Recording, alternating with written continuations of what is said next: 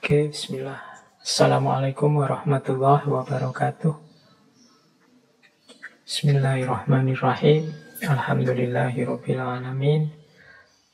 Assalatu wassalamu ala asyrafil anbiya'i wal mursalin.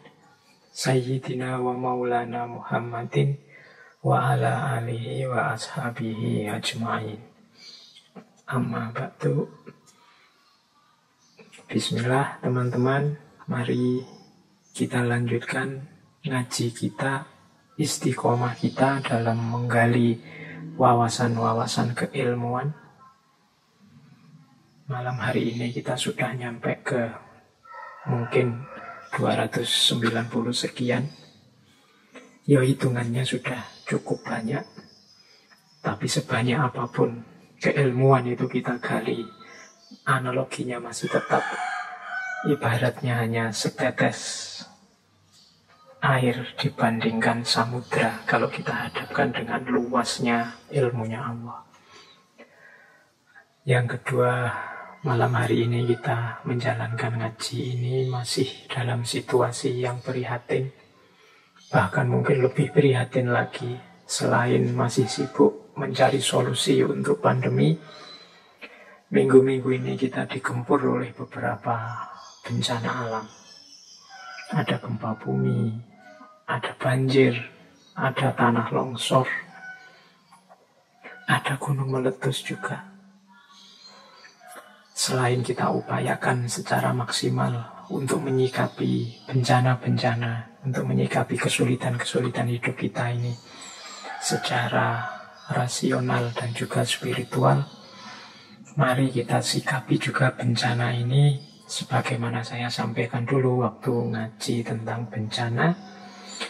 Semoga bencana-bencana yang berturut-turut menimpa kita ini membuahkan hikmah, kemudian mendorong kita untuk melakukan muhasabah, kemudian taubah, dan kemudian islah.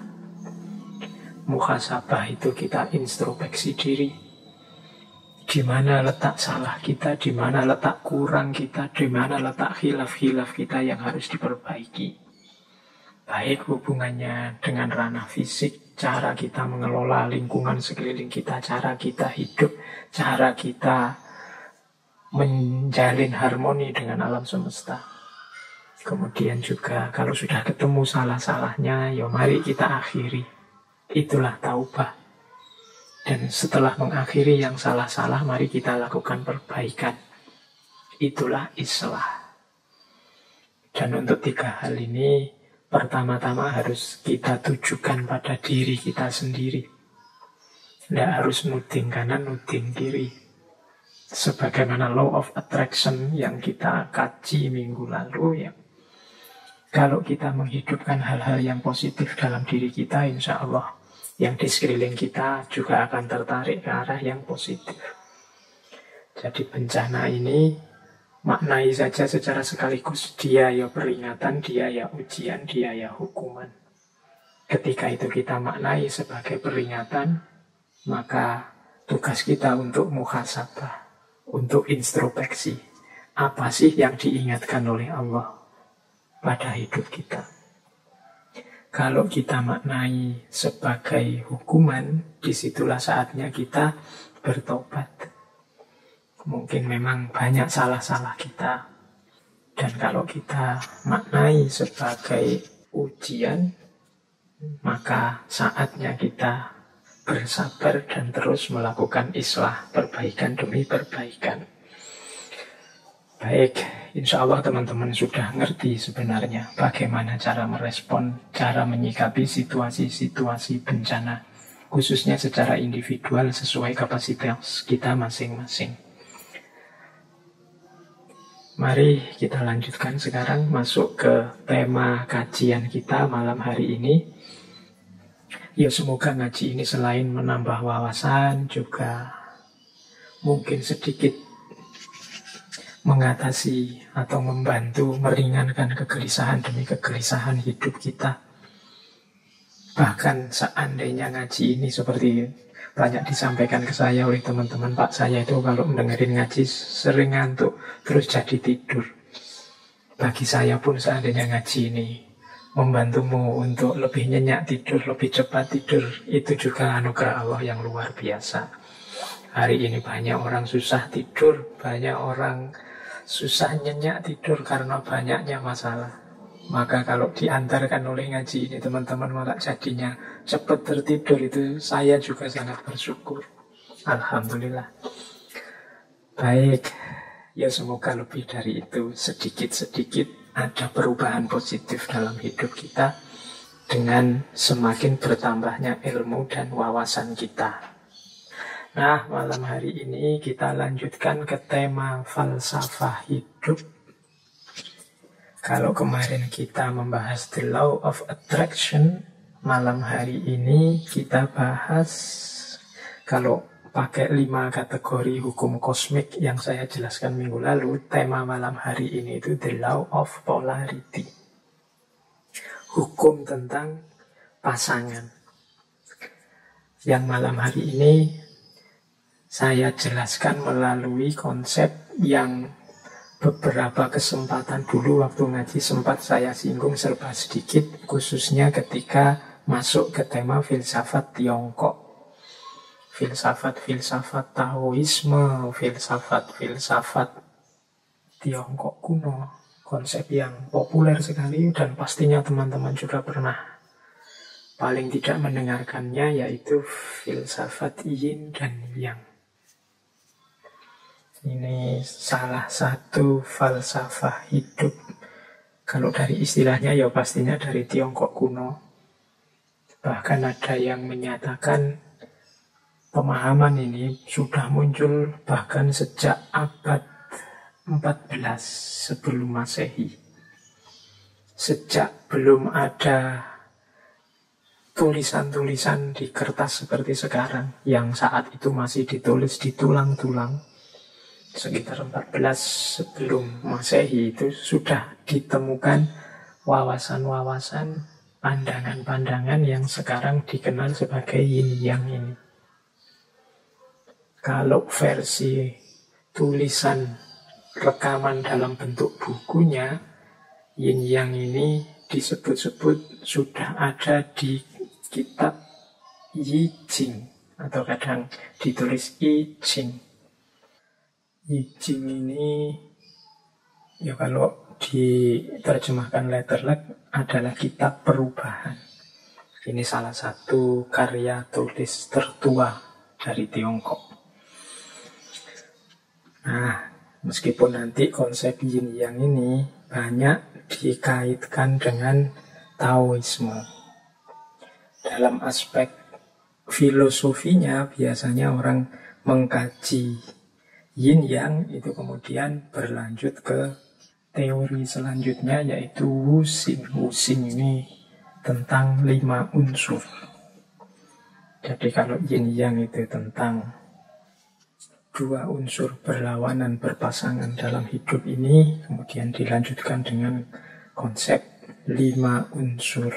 Yang ini juga kelanjutan dan juga pendukung konsep yin yang.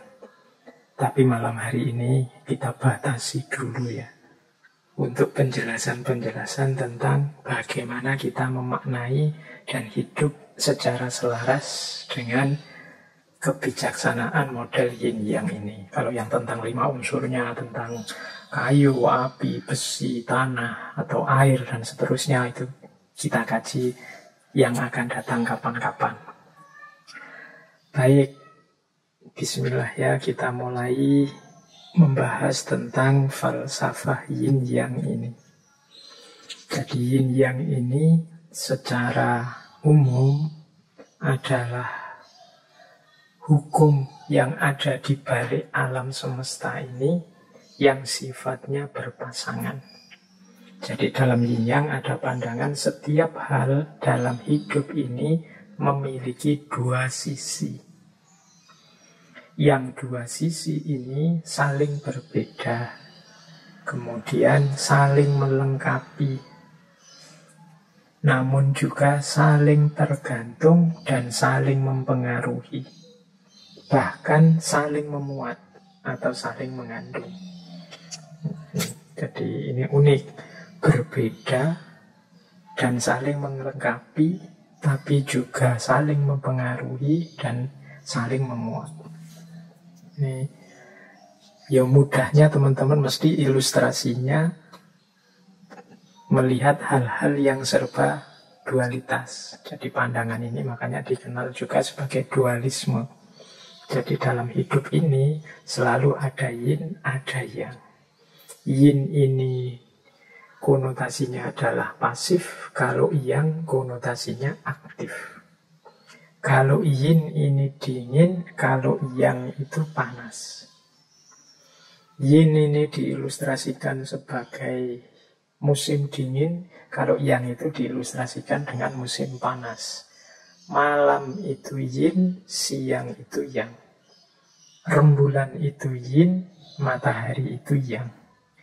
Air itu yin, api itu yang. Ini hidup ini serba berpasangan-berpasangan. Perempuan itu yin, feminisme itu yin, laki-laki itu yang, maskulinisme itu yang. Jadi hidup ini selalu semuanya serba berpasangan. Yang cirinya seperti tadi, saling berbeda, tapi saling juga melengkapi. Tapi juga saling mempengaruhi.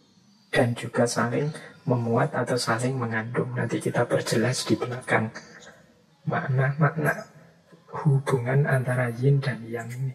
Hidup ini jadi lengkap, jadi komplit, dan dinamis karena dialektika antara yin dan yang. Pasif ketemu aktif jadi imbang. Kalau aktif saja, ya orang akan kelelahan. Kalau pasif saja, tidak akan lahir apapun. Hidup tidak akan berkembang.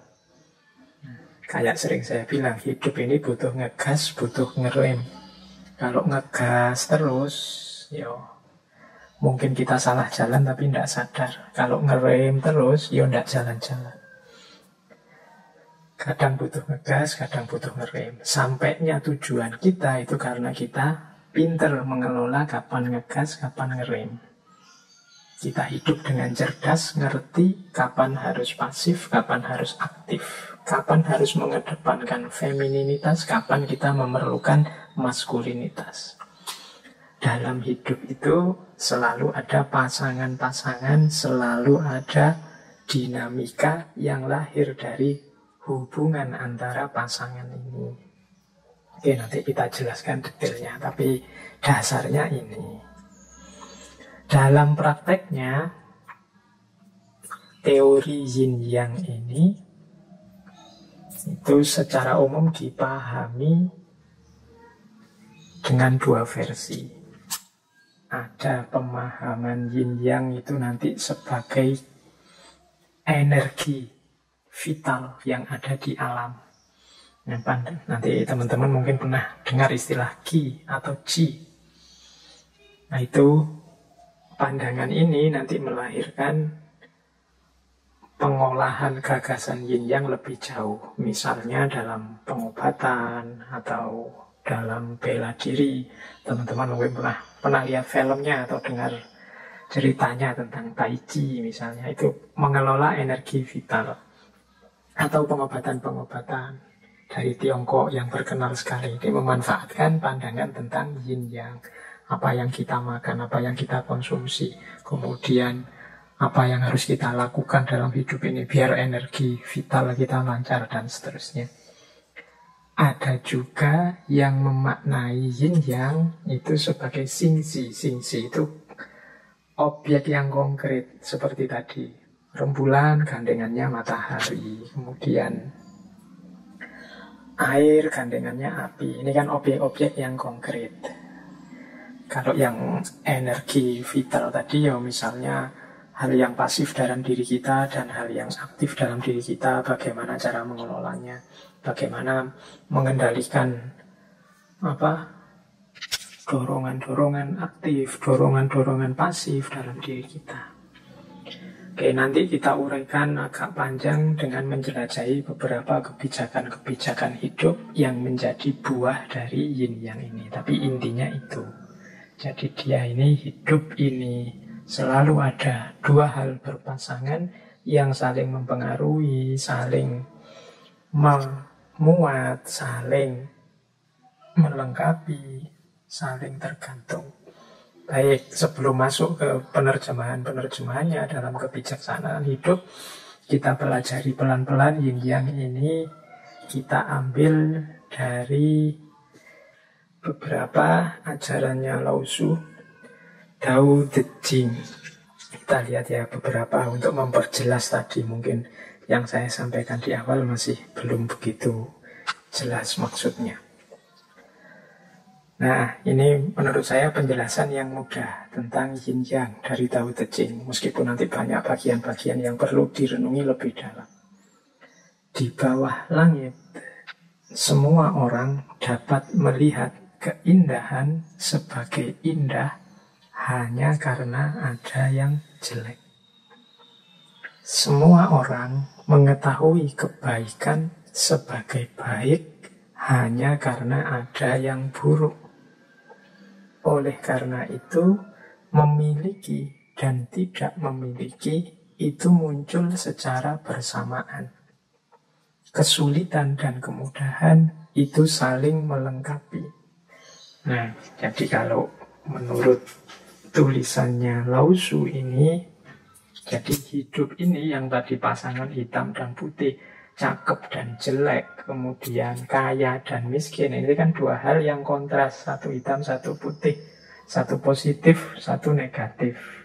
Tapi jangan lupa, ini yang saya tadi sebut, dua-duanya ini saling mengandalkan, saling melengkapi, mempengaruhi keberadaannya masing-masing. Kalau dalam kalimat tadi, keindahan itu tampil sebagai indah karena ada yang jelek. Loh ini kan, ilustrasinya mudah. Orang itu disebut ganteng ketika dibandingkan dengan yang jelek. Kalau tidak ada orang jelek, ya otomatis orang ganteng tidak ada. Orang disebut kaya karena kepemilikannya dibandingkan dengan orang yang kepemilikannya lebih sedikit. Yang lebih banyak disebut kaya. Kalau kepemilikan itu sama semua, ya tidak ada orang kaya. Jadi orang kaya itu berarti dia eksis karena ada orang miskin. Sebaliknya yang miskin juga eksis karena ada orang kaya.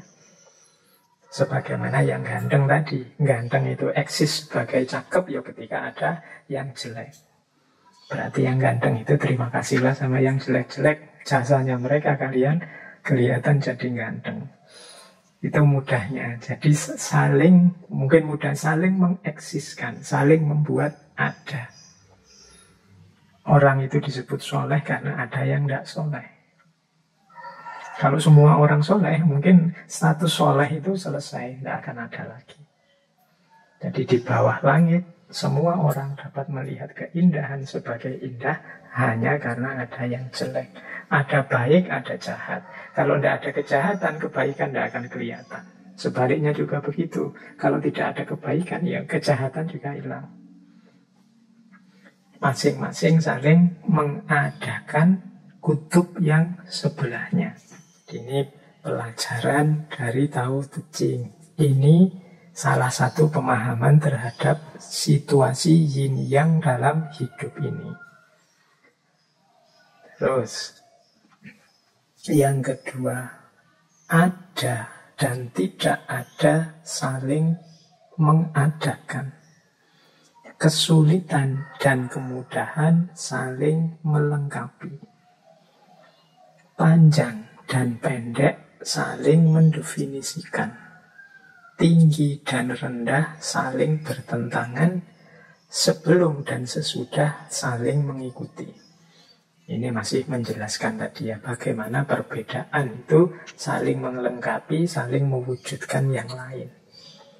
Kesulitan dan kemudahan itu saling melengkapi. Tidak ada kesulitan kalau tidak ada kemudahan. Kok sulit ya Pak mengatasi pandemi ini? Kita menyebutnya sulit mungkin karena kita bandingkan dengan mudahnya kita menyikapi penyakit yang lain. Dulu juga ada wabah tapi tidak seperti pandemi saat ini. Maka pandemi ini kita sebut sulit.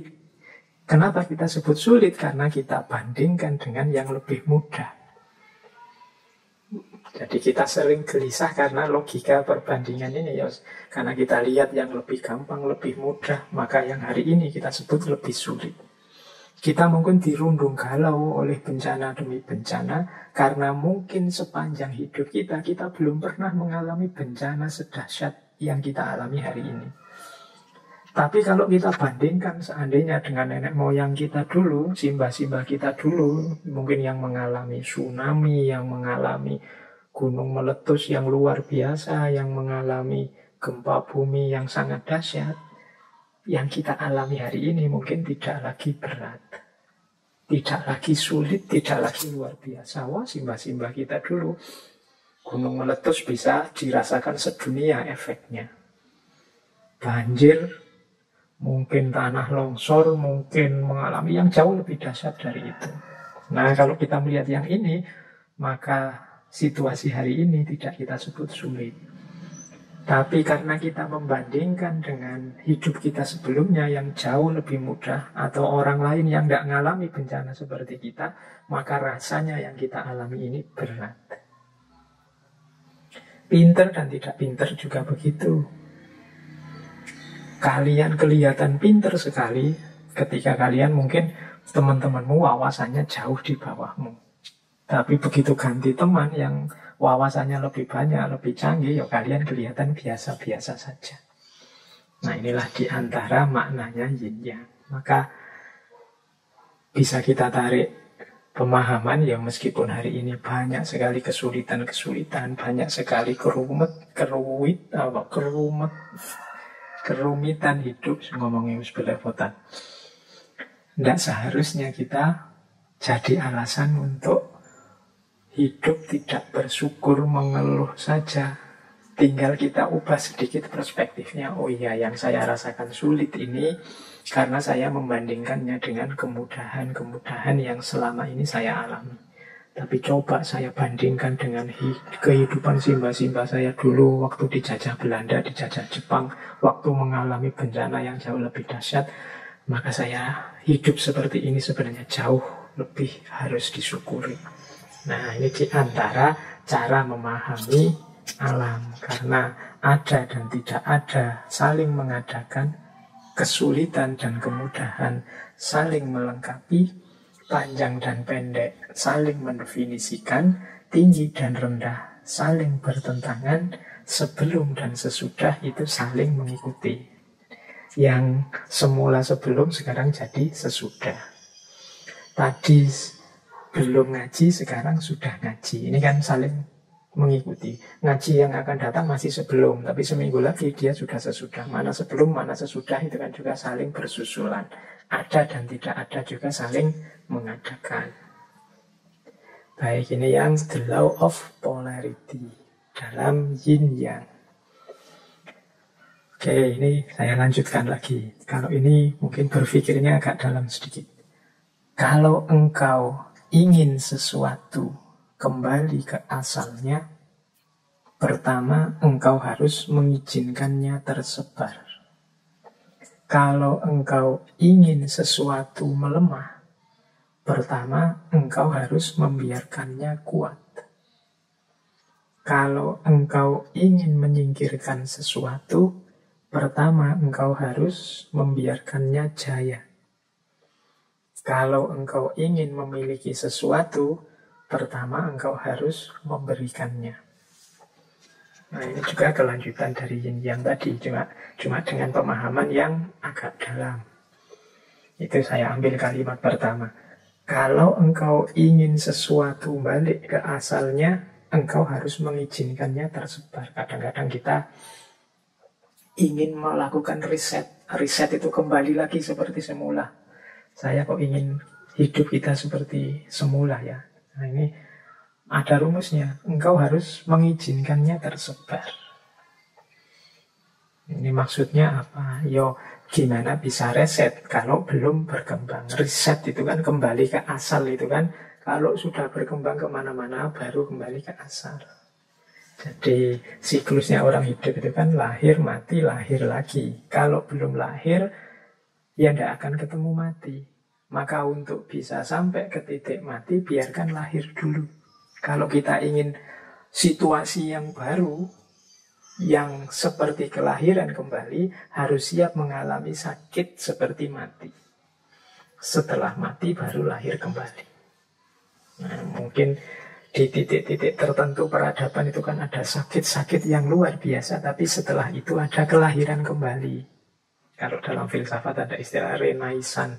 Jadi lahir kembali. Tapi sebelum itu pasti ada sakit-sakit peradaban yang luar biasa. Jadi kalau engkau ingin lahir kembali, butuh sakit dan kematian-kematian. Kalau engkau ingin kembali ke asal, engkau harus mengizinkannya tersebar.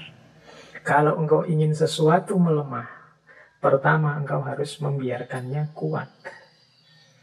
Nah, ini kan seolah-olah bertentangan. Tapi ya bagaimana kita ingin melemahkan sesuatu kalau sesuatu itu belum kuat? Ya berarti kalau dia belum kuat, dia masih lemah. Kalau masih lemah, apa ya perlu kita perlemah? Dia sudah lemah. Berarti kalau kita ingin melemahkan sesuatu atau seseorang atau sekelompok orang, itu berarti sebenarnya kita mengakui dia sudah kuat.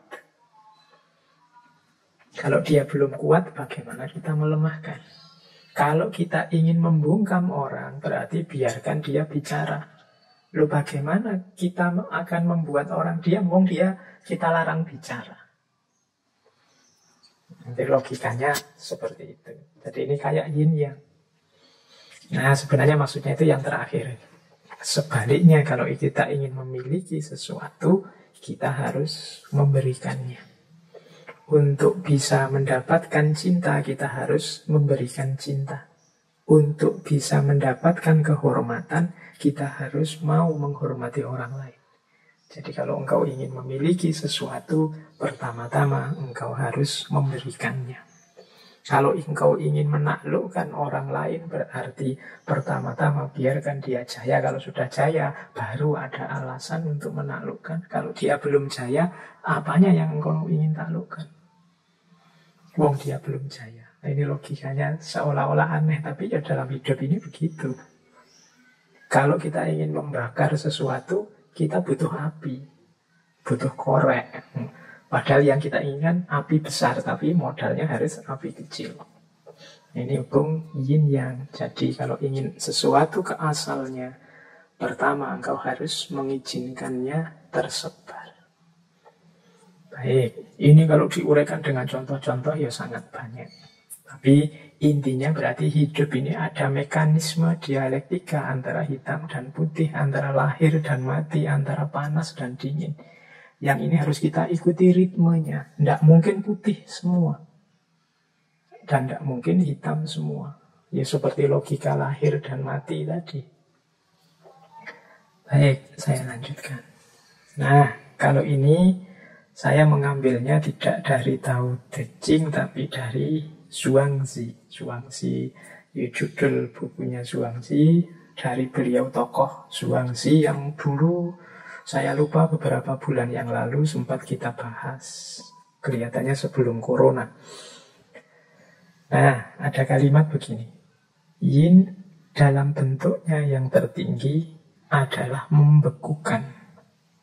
Dan yang dalam bentuknya yang tertinggi mendidihkan. Yang dingin berasal dari langit, sementara yang hangat berasal dari bumi.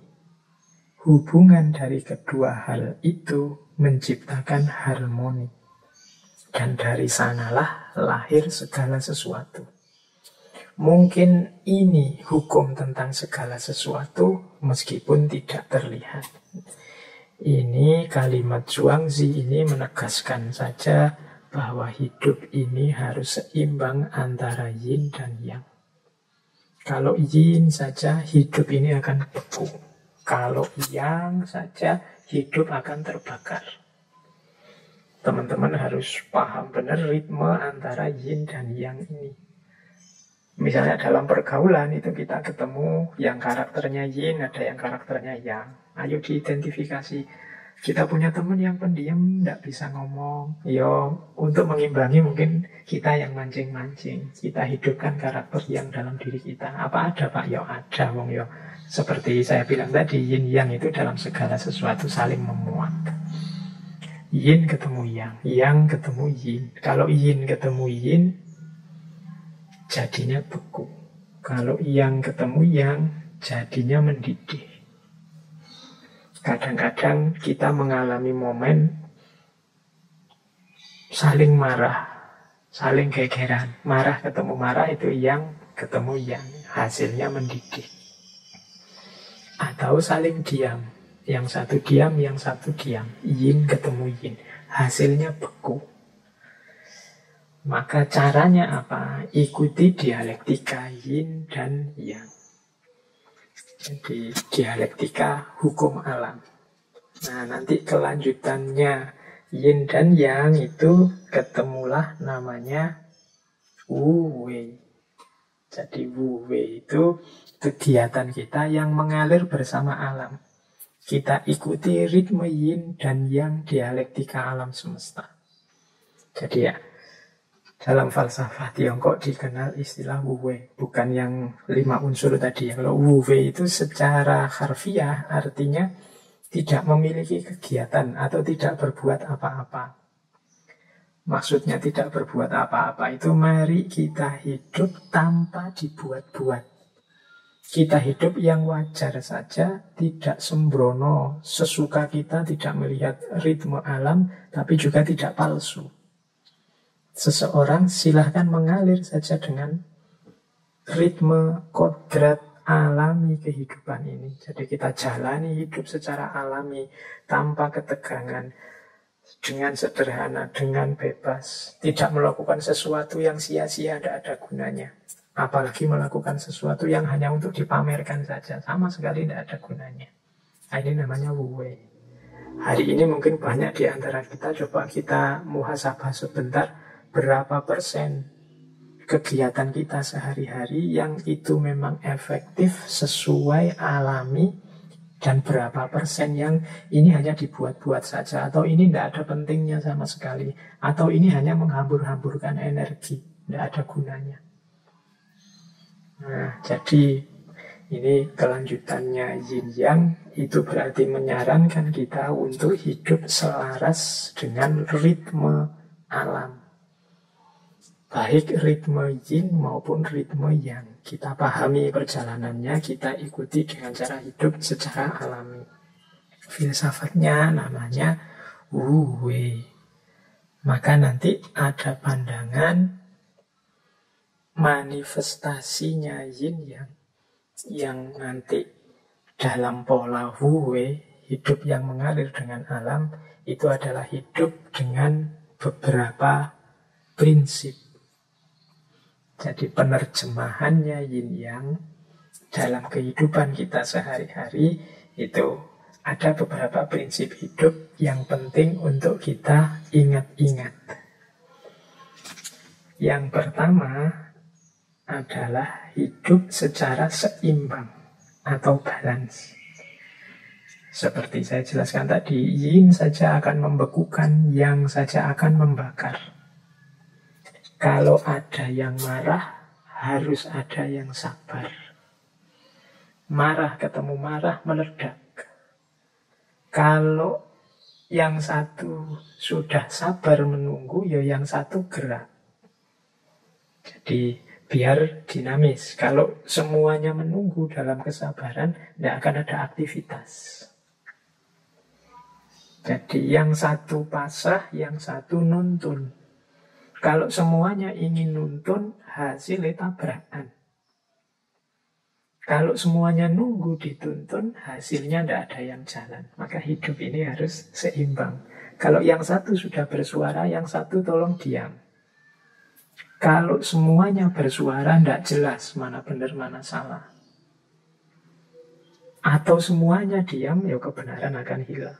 Jadi jangan sampai beku, juga jangan sampai terbakar, meledak. Hiduplah secara seimbang. Ini manifestasi yang pertama dari yin yang. Yang kedua, keadilan. Jadi yin yang ini memberi porsi hidup secara adil. Hidup secara alami itu kan adil. Adil terhadap diri kita sendiri, adil terhadap orang lain dengan haknya, kita dengan hak kita, alam juga dengan haknya. Ini hidup secara adil. Ya kalau orang jatahnya 10, ya silahkan mengambil 10, kita beri 10, itu adil. Ini yang hidup secara alami. Kalau makanan itu muatnya di perut kita 1 piring, ya kita makan 1 piring saja, itu adil. Adik kita yang masih sekolah SD ya sangunya 5.000 misalnya, tapi yang sudah kuliah sangunya 50.000, itu adil. Sesuai porsi dan proporsinya yang alami. Yang baik dipuji, yang jelek dicaci, enggak ya, yang jelek diingatkan, ditegur. Ini berarti adil. Jadi kita akui memang hidup ini ada hitam, ada putih, dan saling berdialektika, tapi juga kita porsikan segalanya sesuai porsinya. Yang ketiga, hidup secara sederhana atau simplicity. Seperti tadi ya, tidak ada energi yang terbuang sia-sia, tidak ada kesembronoan, tidak ada kesia-siaan. Paradigmanya pas saja. Sederhana bukan berarti kekurangan, tapi pas. Jadi pas itu ya, butuhnya tidur 5 jam, ya tidur 5 jam pas. Butuhnya kerja sehari itu mungkin 6 jam, istirahatnya sekian jam dalam sehari, ya dipenuhi saja secara pas. Tidak berlebihan, tidak kekurangan. Ini manifestasinya yin yang dalam hidup. Nah yang keempat, keluasan. Jadi kesadaran kita terhadap pola hidup, ya ada yang yin, ada yang yang. Jadi ada yang, ada yin, itu membuat kita luas, tidak kaku. Tadi kan dijelaskan yin dan yang itu saling mengandung. Saling mengandung itu maksudnya dalam yin ada sedikit kandungan yang, dalam yang ada sedikit kandungan yin, maka luaslah. Yang feminin kita, saya ini kan laki-laki, karakternya maskulin, tapi dalam diriku pasti ada titik-titik femininitas. Sebagaimana pada saudari-saudari yang perempuan pasti juga ada muatan-muatan maskulinitas. Dalam gelap ada sedikit cahaya, dalam cahaya kadang-kadang ada titik-titik kegelapan. Nah ini karakternya, makanya di gambarnya yin yang itu kan gambar bulatan putih, setengah bulatan hitam setengah, di tengah-tengah bulatan putih ada titik hitam, di tengah-tengah bulatan hitam ada titik putih. Orang-orang baik, orang-orang soleh, orang-orang suci itu ya tidak kemudian kita artikan sama sekali, tidak ada titik hitam. Mereka itu adalah bulatan putih, tapi sebagai manusia pasti pernah khilaf, pernah salah, pernah keliru. Mungkin hanya saja ditutupi Allah. Jadi ada titik hitamnya pasti. Yang ada di wilayah hitam itu ada titik putihnya sedikit. Mungkin karena tidak kelihatan, kita hanya fokus lihat hitamnya saja. Nah orang yang sadar ini terus dia luas, tidak kaku. Jadi orang jahat itu ya adalah sisi-sisi putih, titik-titik kemanusiaannya. Maka seandainya benci juga tidak kaku. Atau orang soleh itu ya sebagai manusia ada juga pasti titik-titik hitamnya. Maka kalau mengidolakan, kalau suka juga tidak kaku. Jadi dia menyikapi segala ritme hidup ini tidak mudah kaget. Dan cepat beradaptasi, menyesuaikan dengan situasi, luas. Ada orang melakukan yang jahat, yang jelek, oh ya wajar, wong hidup ini memang ada yin, ada yang, ada positif, ada negatif. Kalau yang negatif tidak tampak, yang baik-baik juga akan kehilangan jati dirinya. Nah ini orangnya luas, tidak kaku. Kemudian di antara cirinya lagi, falsafah yin yang manifestasinya dalam hidup adalah terbuka. Jadi terbuka itu maksudnya ngerti kalau hidup itu dinamis, saling mempengaruhi. Maka dia membuka diri untuk mendapatkan berdialektika dengan sekelilingnya secara alami, terbuka. Kalau dia pas salah karena dia terbuka, dia bisa menerima nasihat. Kemudian terbuka mendapat wawasan-wawasan baru sehingga tambah baik, tambah baik. Karena dia sadar dia ada keterbatasannya. Meskipun aku ada di wilayah putih, aku punya titik hitam juga yang entah aku sadari entah tidak. Kalau aku terbuka maka semakin meningkat, mungkin titik-titik hitamnya semakin berkurang. Dapat masukan-masukan baru. Kalau aku tertutup ya selesai, yang hitamnya tetap hitam. Apalagi yang ada di wilayah hitam. Maka orang yang sadar hukum yin dan yang itu biasanya malah luwes dan terbuka. Dan yang terakhir gembira. Jadi gembira itu berarti mampu menikmati hidup ini. Jadi ada apapun yang terjadi, baik sehubungan dengan dirinya maupun sehubungan dengan alam, dia tidak terpengaruh, dia tidak mengeluh, dia tidak komplain protes, tapi pertama-tama dia bisa menikmati, bergembira. Karena sadar, ya itulah alam. Karena kemarin kita rusak sehingga tidak seimbang, akhirnya kita nikmatilah. Sekarang mungkin beberapa kesulitan hidup, ya wis resikonya mau gimana lagi. Jadi dia bisa menerima, ya, meskipun ya berlanjut dengan tadi, menyikapinya dengan adil, dengan luwes, dengan terbuka, dengan sederhana. Tapi hidupnya orang yang mengerti ritme alam yang yin dan yang ini, kecenderungannya dia gembira. Orang gembira itu ya mudahnya orang yang mau bersyukur terhadap hidupnya. Tidak seperti sindiran Al-Quran pada kita, kan Al-Quran menyindir kita, manusia itu khuliqa halu'a, diciptakan selalu berkeluh kesah. Apapun yang dialami, dia selalu berkeluh kesah. Nah, cara mengatasinya apa? Ya, Al-Quran kan mengingatkan kita punya karakter itu.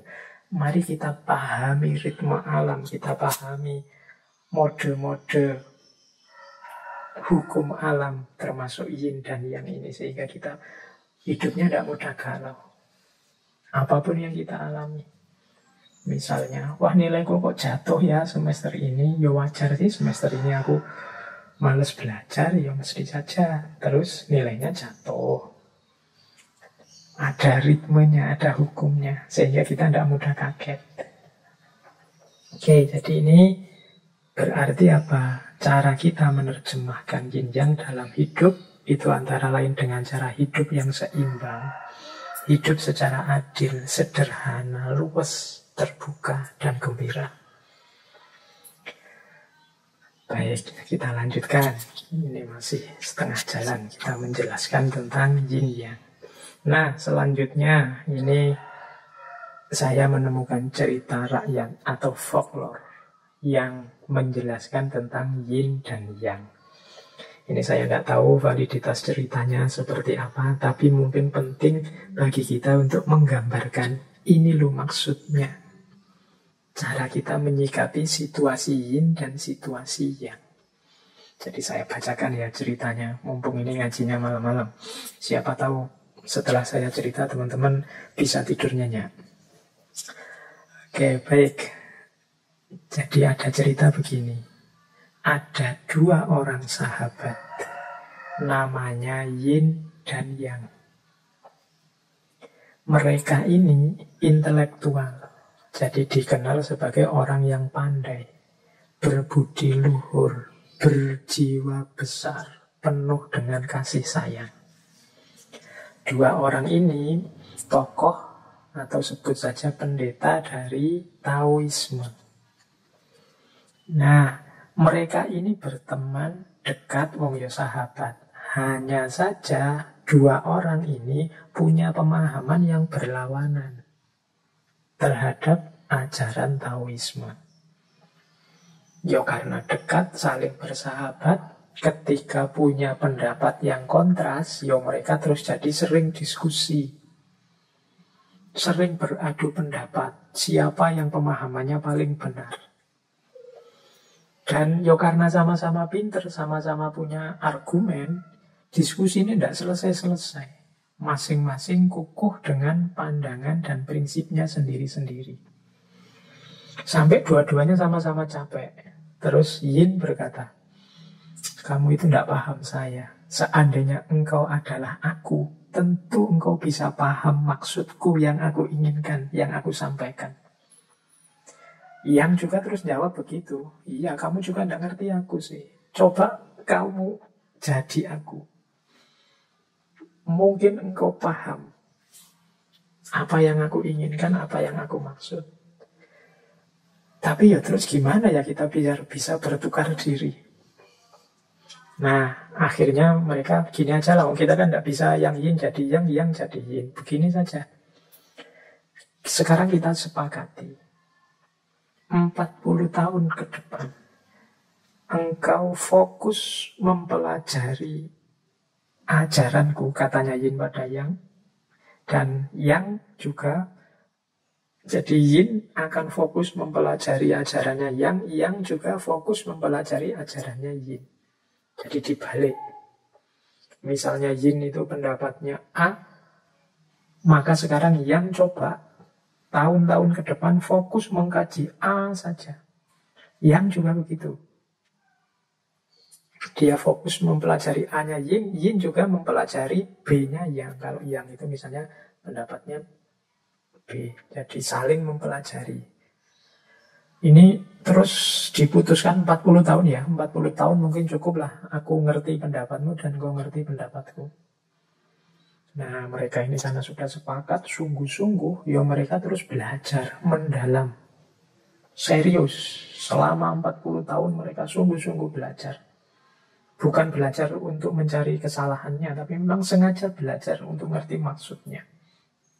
Kadang-kadang kan kita kalau sedang ada urusan ingin berdebat atau menjatuhkan pandangan yang lain, kan fokus kita adalah mencari salahnya pendapat yang lawan kita. Tapi ini ndak pakai pola itu, yo belajar apa maksudnya pendapatnya lawannya, yin dan yang ini. Nah, setelah 40 tahun, ini sudah sama-sama tua ini. Mungkin sudah sama-sama sangat kangen. Semula bersahabat, sekarang terpisah 40 tahun untuk mengkaji ajarannya sahabatnya.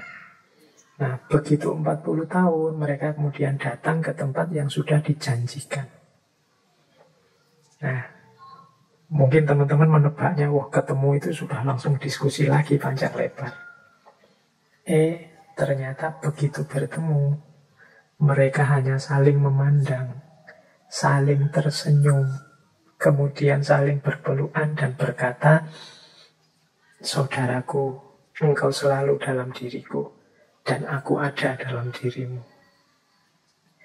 Sejak saat itu, tidak ada lagi diskusi-diskusi. Lewat pelukan itu saja, dua-duanya sudah saling memahami. Tidak harus susah payah menjelaskan, susah payah merumuskan, mencari. Mereka sudah saling paham, begitu bertemu, saling tersenyum, kemudian saling berpelukan. Silahkan teman-teman menarik kisah rakyat ini dengan bagaimana cara kita menyikapi yin dan yang dalam hidup. Ada yang positif, ada yang negatif. Kalau ingin mencari titik temu, ya tidak mungkin. Ini hukum alam, hukum semesta. Yang yin ya biarkan tetap yin, yang yang biarkan tetap yang. Dua-duanya ini saling butuh dalam identitasnya masing-masing. Dalam yin ada yang, dalam yang ada yin. Kalau dipotong yang, maka yin tidak utuh. Kalau dipotong yin, yang juga tidak utuh. Dua-duanya paham sekarang. Aku saling butuh. Dunia ini lengkap ketika aku ada dan dia ada. Nah, ini cara kita menyikapi, mudahnya adalah menyikapi perbedaan. Menyikapi kontras-kontras dalam kehidupan. Yang berakhir dengan saling memandang, saling tersenyum, kemudian saling berpelukan. Nah, ini cerita pertama. Semoga bisa memudahkan bagaimana cara kita menyikapi yin dan yang dalam kehidupan. Baik, terus saya bawakan satu lagi. Ini juga cerita rakyat yang hubungannya sangat erat dengan yin dan yang. Kesedihan dan kesenangan, kesulitan dan kemudahan. Ternyata tidak sesederhana yang kita rumuskan. Kadang kegembiraan itu ternyata sumber masalah yang menyedihkan. Kadang kesedihan adalah awal dari kebahagiaan. Nah, ada cerita, ini populer sekali, tentang seorang petani tua yang memelihara kuda. Mungkin di sesi ngaji yang mana pernah saya ceritakan ini. Semoga teman-teman ada yang masih ingat. Ini saya ceritakan pada yang belum pernah dengar atau sudah lupa. Jadi ada seorang petani tua. Yang petani tua ini memelihara kuda. Kudanya ini pokoknya kudanya top, sangat baik kualitasnya. Mestinya kuda ini sangat disayang oleh petani ini dan keluarganya. Nah, suatu pagi ternyata kudanya petani tua ini kabur. Lari dari rumah. Oh, ini harusnya berarti berita yang menyedihkan, peristiwa yang menyedihkan. Para tetangganya datang. Terus mereka mengucapkan simpatik. Wah, sampean mengalami nasib yang buruk ya. Turut bela sungkawa misalnya. Nah, terus petani itu jawab, tidak juga, kita lihat saja nanti. Nah, petani ini tenang saja, tidak sedih juga tidak galau, meskipun kudanya lari. Ternyata besoknya kudanya kembali lagi, malah sekarang membawa teman-temannya dari hutan. Wah, sekarang dari hanya punya kuda satu yang bagus, sekarang dia punya beberapa kuda. Wah, yang semula kebahagiaan terus jadi kesedihan, bahagia punya kuda yang bagus, tapi terus sedih karena kudanya hilang, tapi dia tetap tenang. Ya, kita lihat saja nanti. Wah, ketika kudanya kembali lagi, membawa teman-teman kudanya yang lain, kan dia ini untung besar akhirnya. Tetangga-tetangganya datang lagi, wah turut senang Pak. Alhamdulillah sampean sekarang nambah kudanya, beruntung sekali sampean ini. Nah, petaninya jawab, ya kita lihat saja nanti. Jadi senang juga, tidak meledak-ledak, biasa saja. Ya hidup itu memang ada sedihnya, ada senangnya. Paginya anaknya ini ingin mencoba kuda-kuda yang baru datang tadi. Mungkin anaknya ini gembira, wah ini kudanya banyak, ini coba. Beberapa ingin dijinakkan. Waktu nyoba menjinakkan kuda, dia malah jatuh. Kakinya terus patah. Wah, ini kan peristiwa yang menyedihkan. Tadinya sudah seneng, kudanya banyak, sekarang malah kakinya anaknya patah gara-gara kuda. Datang lagi tetangganya, wah ini musibah lagi Pak, sampean ini sial lagi nasibnya. Petani itu ya tetap tenang saja, ya kita lihat saja nanti. Jadi dia kaget, tidak terlalu sedih juga tidak, biasa-biasa saja. Nah, besoknya kemudian tiba-tiba datang pasukan kerajaan ke desa itu. Tujuannya apa? Mencari anak-anak muda untuk direkrut jadi pasukan untuk perang. Nah, anaknya petani tadi akhirnya tidak dibawa. Kenapa? Ya kakinya patah, tidak layak untuk diikutkan perang. Sehingga malah selamat dia. Wah, ini keuntungan kan? Wah, tetangganya datang lagi ke rumah. Wah, sampean itu kok hidupnya beruntung terus ya Pak? Kok enak terus? Ya petani itu terus bilang, ya kita lihat saja nanti. Dan seterusnya cerita. Ini sebenarnya ini menggambarkan hidup itu ya dinamis, dialektis. Kadang senang, kadang susah. Mbok kita tanggapi biasa saja. Kadang kesulitan membuahkan kemudahan, kebahagiaan, kesenangan. Kadang kesenangan melahirkan kesedihan justru, dan seterusnya. Kesenangan punya kuda bagus, ternyata melahirkan kesedihan. Kudanya lari.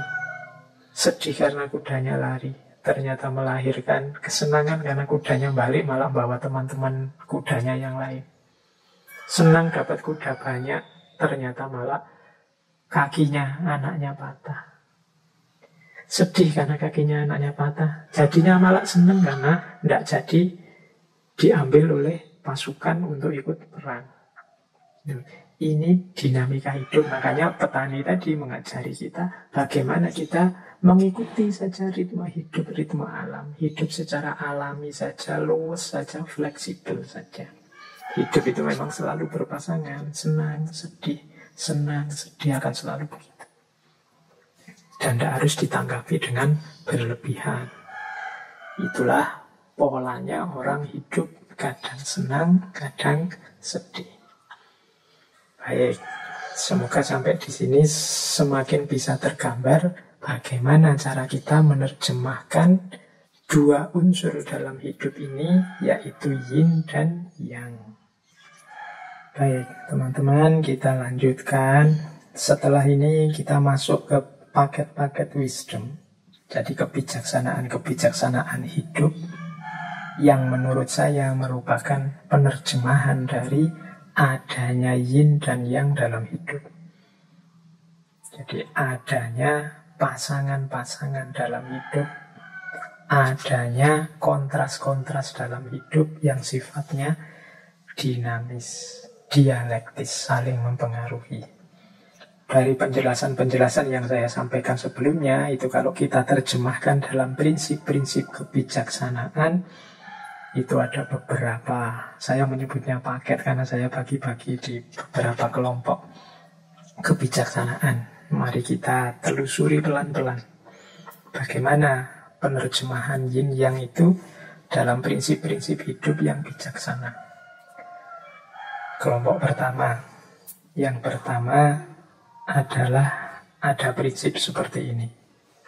Dalam kebenaran ada setitik kesalahan, dan dalam kesalahan ada setitik kebenaran.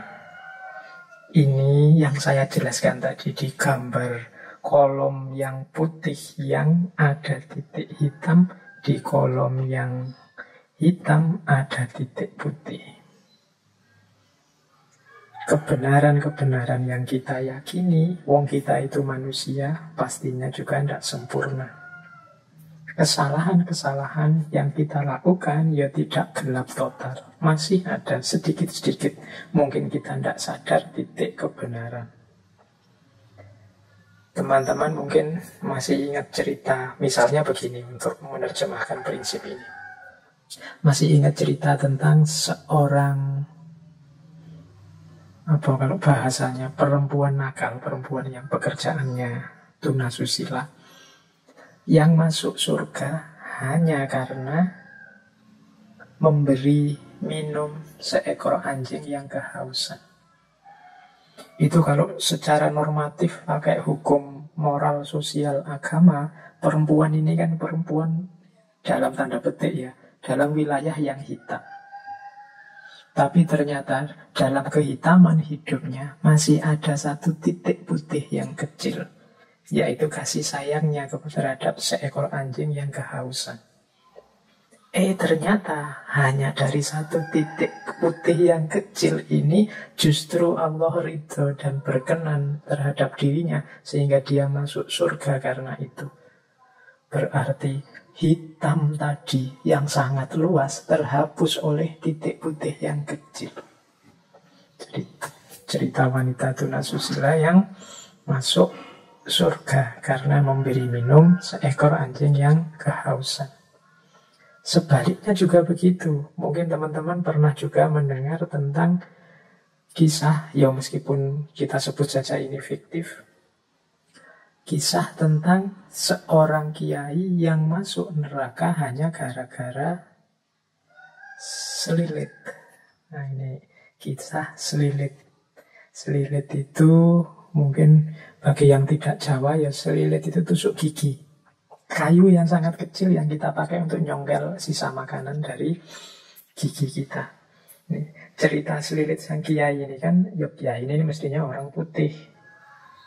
Tapi ada ternyata satu titik hitam dalam sejarah hidupnya yang ternyata malah mengundang ketidakridhoan Allah.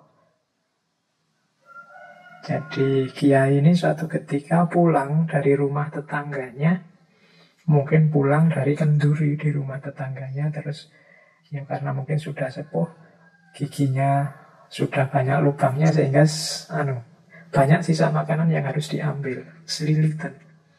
Sambil pulang dia secara tidak sadar jadi nyuil mematahkan sedikit kayu dari pagernya rumahnya tetangganya. Ya mungkin ada pagar yang kayunya sudah meluak-meluak, itu dia cuil sedikit kayunya untuk tusuk gigi.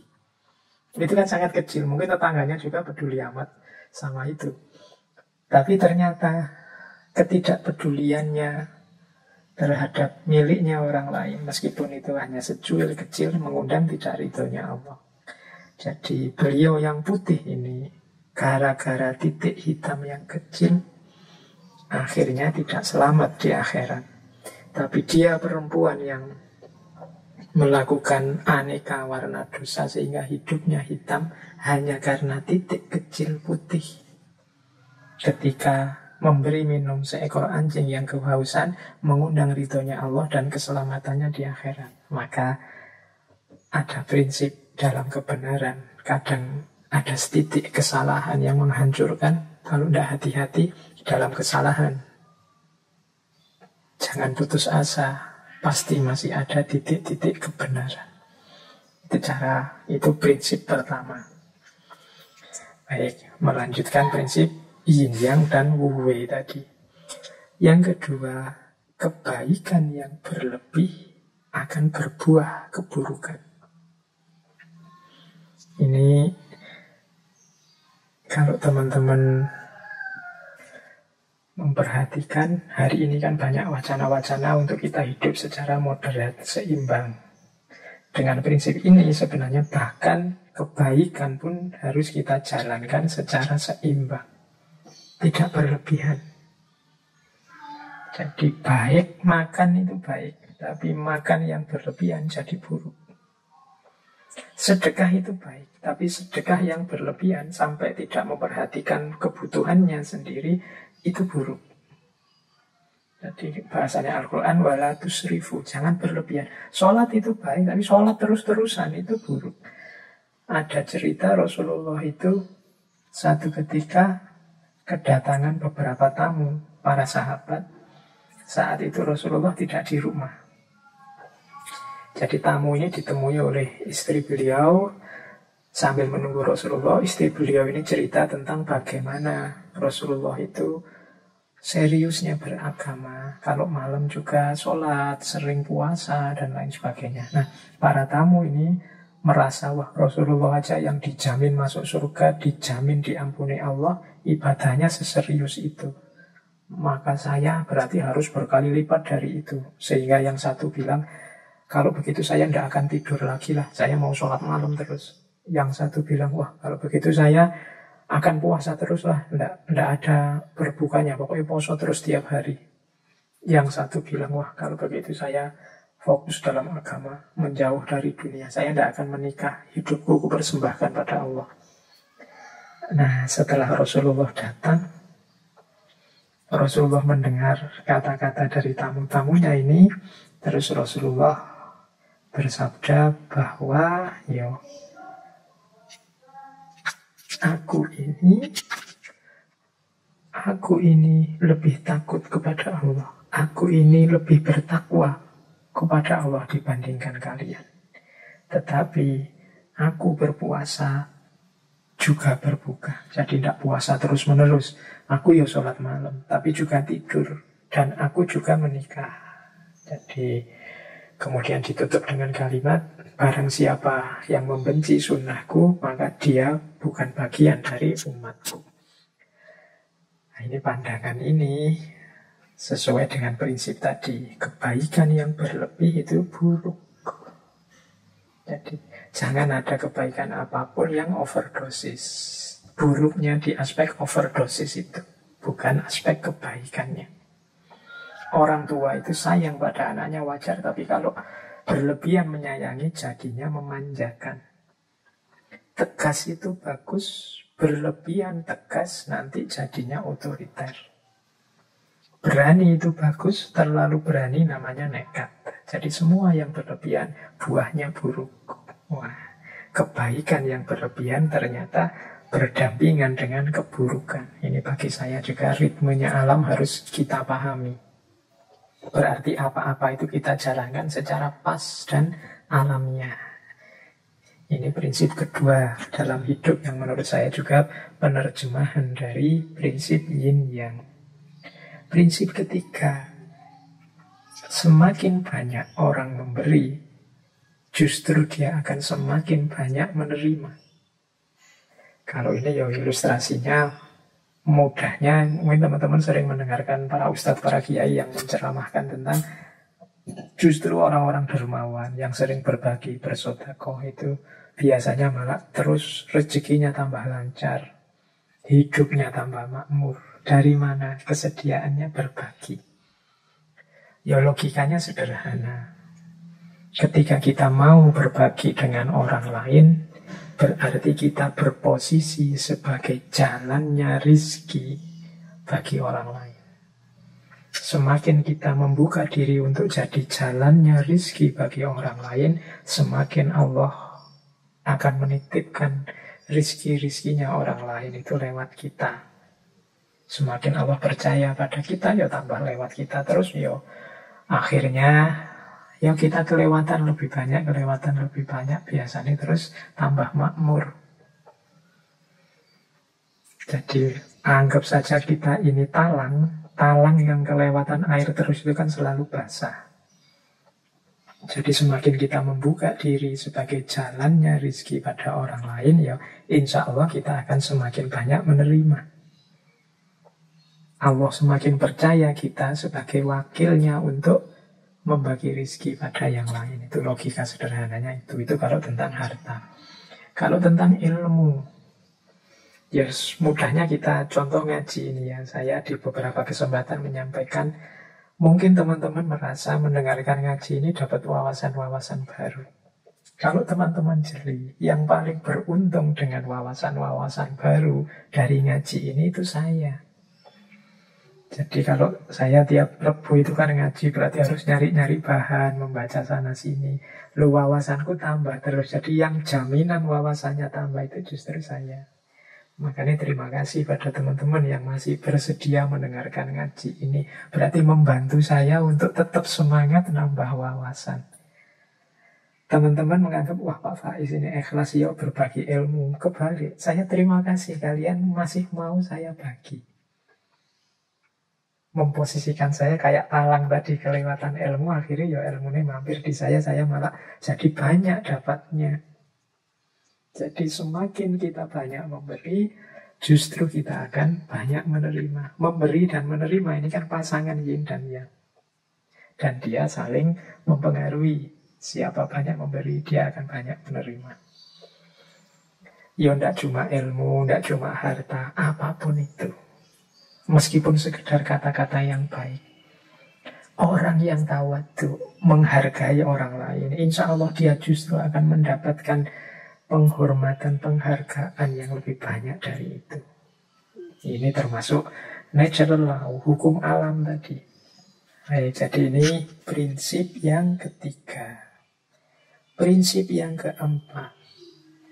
Kalau ini saya tidak menjelaskan panjang lebar ya, teman-teman sudah banyak dapat wawasan tentang ini, apalagi di tema-tema bencana. Jadi di balik musibah ada karunia. Musibah itu sesuatu yang kita menangkapnya sebagai negatif, sementara karunia, anugerah dari Allah itu kan sesuatu yang kita tunggu-tunggu, kita posisikan sebagai positif. Ternyata dua hal ini seperti keping mata uang, yin dan yang tadi. Di balik musibah ada karunia. Kita diberi pandemi ini sebenarnya hikmahnya, manfaatnya banyak luar biasa. Kecuali yang tidak mau membaca dan memanfaatkan momen pandemi ini dengan segala dinamikanya. Ada sangat banyak karunia-karunia. Mungkin bagi banyak orang dengan musibah ini dia lebih dekat dengan keluarganya karena tidak boleh kemana-mana. Selama ini sibuk di kantor saja, sibuk kemana-mana kerja. Sekarang bisa dekat dengan keluarganya. Mungkin bagi orang tertentu musibah ini membuatnya punya banyak kesempatan untuk mengupgrade kualitas dirinya. Banyak kesempatan untuk muhasabah, introspeksi, banyak kesempatan memperbaiki diri. Yang kemarin hanya niat-niat saja untuk semakin dekat dengan Allah, banyak ngaji, banyak sholat, sekarang banyak waktunya. Kemarin banyak alasannya, sekarang alasannya sudah hilang, dibantu oleh corona. banyak musibah yang membuahkan karunia. Dua hal yang seperti bertentangan ternyata hadirnya juga bersamaan. Ya wis, teman-teman sendiri yang bisa membaca ya, hikmah-hikmah apa dari musibah dan karunia. Mungkin kita pernah mengalami drop dalam hidup, tapi justru drop itu jadi titik balik kita bisa bangkit lagi secara luar biasa. Teman-teman bolehlah membaca kisah-kisah para CEO besar, kisah-kisah orang besar. Itu pasti ada momen-momen beliau jatuh sejatuh-jatuhnya, tapi justru momen itu jadi awal kebangkitan setinggi-tingginya. Jadi di balik musibah ada karunia-karunia. Mungkin ada teman-teman yang kuliahnya sampai drop out, tapi justru karena drop out itu dia akhirnya hidup dengan tidak mengandalkan ijazah dan gelar, dan ternyata dia lebih sukses dari itu. Nah, itu juga ada. Dan lain sebagainya. Jadi contoh-contoh bahwa musibah ternyata di balik itu ada karunia yang luar biasa. Seolah-olah bertentangan, tapi kehadirannya beriringan. Ada juga prinsip pujian membuat terlena, celaan membuat waspada. Pujian ini positif, celaan itu negatif. Tapi kadang-kadang justru kebalikannya. Yang positif membuahkan hal negatif, yang negatif membuahkan hal yang positif. Jadi kadang-kadang orang itu begitu banyak dipuji, dia terlena. Padahal dia dapat yang positif, malah buahnya negatif. Tapi ada orang yang sebaliknya. Ketika dicela banyak orang, dia terus introspeksi, waspada, jadi semakin baik. Jadi mengalami yang negatif membuahkan yang positif. Mengalami yang positif tapi malah membuahkan yang negatif. Inilah lekak-lekuknya hidup. Maka teman-teman harus selalu waspada, selalu hati-hati. Karena hidup ini punya yin yang-nya sendiri. Kalau sering dipuji orang, pujian itu tidak menambah apapun pada kualitas kita. Tapi sangat mungkin justru membuat kita terlena dan tergelincir.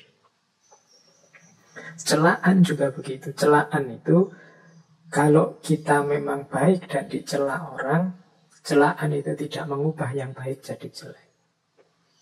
Dan kalau kita jelek dan dicela orang juga, yang jelek tetap jelek, tidak jadi baik karena dicela. Jadi ini komentar orang dari luar. Celaan itu kita posisikan negatif, pujian kita posisikan positif. Padahal kadang-kadang justru dengan celaan itu kita jadi terpacu untuk semakin baik. Sementara ketika dipuji orang kita merasa sudah besar, sudah baik, sudah tinggi, sudah penting. Akhirnya kita terlena. Nah, hari ini kan peradabannya peradaban pujian dan celaan lewat komen-komen di medsos. Kita harus selalu waspada. Kita misalnya posting apa yang kelihatannya positif, bagus, terus yang like banyak, yang komen positif banyak, terus kita seneng, terus kita bangga, kita merasa sudah besar, kita merasa sudah tinggi. Akhirnya justru kita mandek, wong merasa sudah besar. Akhirnya justru kita tergelincir. Sebaliknya kadang kita dikomentari jelek, kadang kita tidak dianggap, membuat kita terpacu untuk berkarya terus, lebih baik terus, dan sebagainya. Maka penting kita hati-hati, karena hidup ini ada yin, ada yang. Ada pasangan-pasangan positif dan negatif. Yang positif, pujian, ternyata ada pasangan sebaliknya, keterlenaan, ketidakwaspadaan. Yang negatif, celaan, ternyata ada pasangan sebaliknya, keterpacuan, semangat untuk lebih baik. Nah, terus ini ada quote selanjutnya dari paket wisdom yang pertama. Orang yang paling engkau cintai adalah yang juga mungkin memberikan sakit yang paling dalam kepadamu. Cinta itu kan sesuatu yang positif. Kita gandengkan dengan kebahagiaan, kenikmatan hidup. Lawannya cinta itu seringkali sakit hati atau patah hati. ternyata dalam ritme hidup kita di dunia ini, justru orang yang paling kita cintai adalah orang yang punya potensi untuk memberikan sakit yang paling besar dalam hidup kita. Nah, ini sudah natural. Kalau kita cinta pada seseorang, kemudian dia membohongi kita, maka kebencian kita, kekecewaan kita berlipat dibandingkan kalau dibohongi orang yang tidak kita kenal atau orang yang kita anggap biasa-biasa saja. Jadi orang yang kita cintai itu sebenarnya orang yang membawa bibit sakit yang paling besar dibandingkan orang yang tidak kita cintai, orang yang kita anggap biasa-biasa saja. Jadi ini, terus berarti kita jangan mencintai, Pak. Ya bukan begitu, tetap saja mencintai, tapi sambil engkau ingat hukum alami, hukum kodrat di dunia ini, bahwa yang selalu jejer dengan yin. Jadi cinta dan patah hati, cinta dan sakit hati itu satu paket. Kalau orang yang mencintaimu, menyakitimu, itu kan rasa sakitmu jauh lebih dalam dibandingkan orang yang tidak kamu cintai, apalagi orang yang kamu benci. Kalau ada orang yang kamu benci terus mencacimu, menjelek-jelekkanmu, engkau kan biasa saja. Mungkin engkau bilang, alah peduli amat, biar aja, dia memang begitu, karena memang engkau sudah benci. Tapi kalau orang yang engkau cintai melakukan hal yang menyakitimu, kalian kan tidak bisa bilang, biasa saja. Tidak, karena engkau cintai maka sakitmu lebih dalam. Inilah yin yang. Makanya tadi siap-siaplah menghadapi yin dan yang, pasangan-pasangan dalam hidup. Kalau kita ngerti rumusnya, mungkin sakitnya tidak sedalam itu. Oh iya sih, mengapa ya kok rasa sakitnya sedalam ini? Nah, jawabannya berarti mungkin karena memang aku benar-benar mencintainya. Cintaku memang sudah sangat dalam. Harusnya kalau teman-teman ingin ngukur sejauh mana cintanya seseorang padamu, itu ya bisa dilihat dari sejauh mana dia sakit, dia kecewa, dia patah kalau sudah tidak sama kamu lagi. Karena logika yin yang-nya itu, orang yang paling engkau cintai adalah juga orang yang mungkin memberikan rasa sakit yang paling sakit dalam dirimu. Oke. Semoga nanti ada waktu ya kita membahas patah hati. Atau mungkin bulan depan saja ya kita membahas filsafat cinta, tapi dari sudut yang berbeda. Bukan indah-indahnya, tapi aspek kepatah hatiannya. Oke, itu paket pertama dari wisdom yang saya bawa.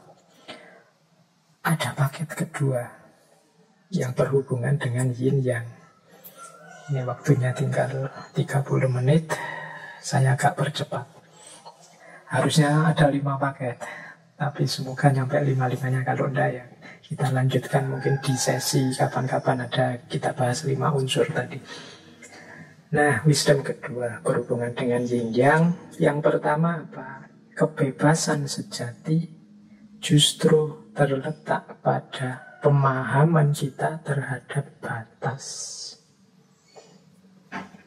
Nah, ini kan bertentangan antara bebas dengan batas. Orang bebas itu orang yang tidak mau diberi batas. Tapi justru kalau mengikuti filosofi yin dan yang, kebebasan yang sejati itu kalau kita ngerti batas.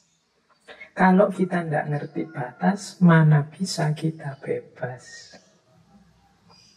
Makna pertamanya adalah, kalian bebas itu kan harusnya ngerti bebas dari apa, bebas melawan apa, bebas dalam hal apa, dari apa, dalam hal apa, ini kan batas-batasnya.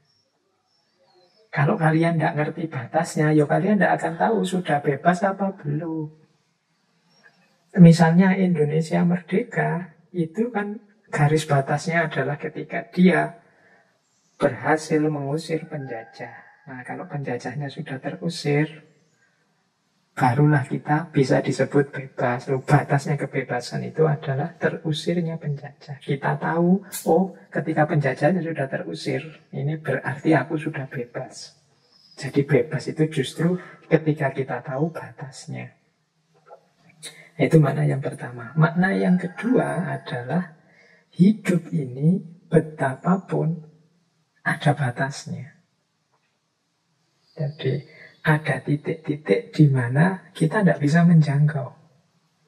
Maka silahkan mematok kebebasan, silahkan memancang ingin bebas, tapi harus sadar kekuatanmu sampai mana, kemampuanmu sampai apa, kebisaanmu sampai mana.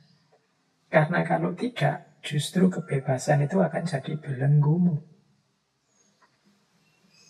Misalnya, Pak, saya bercita-cita untuk punya hotel sampai tingkat 100 misalnya. Itu kan, ya itu hakmu bebas memanjang itu.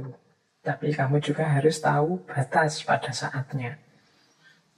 Jadi, karena kalau engkau tidak tahu batas, justru rumusmu untuk punya hotel sampai tingkat 40 itu jadinya bukan kebebasanmu, tapi justru manifestasi keterpenjaraanmu.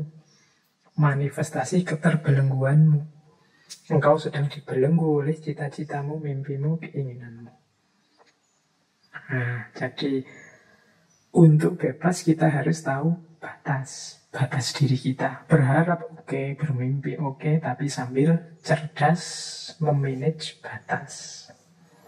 Oh iya Pak, saya itu kuat di sini, lemah di sini. Jadi saya ingin punya cita-cita ini. Insya Allah kalau ini akan bisa saya wujudkan. Itu bebas. Tapi ketika kalian matok yang tidak sesuai dengan kapasitasmu, misalnya saya ingin Pak, tahun depan saya sudah lulus kuliah ini. Sekarang semester berapa Mas? Sekarang semester 2 Pak. Oh, itu kamu berarti tidak bisa ngukur, tidak ngerti situasimu. Kamu tidak ngerti, tidak tahu batasmu.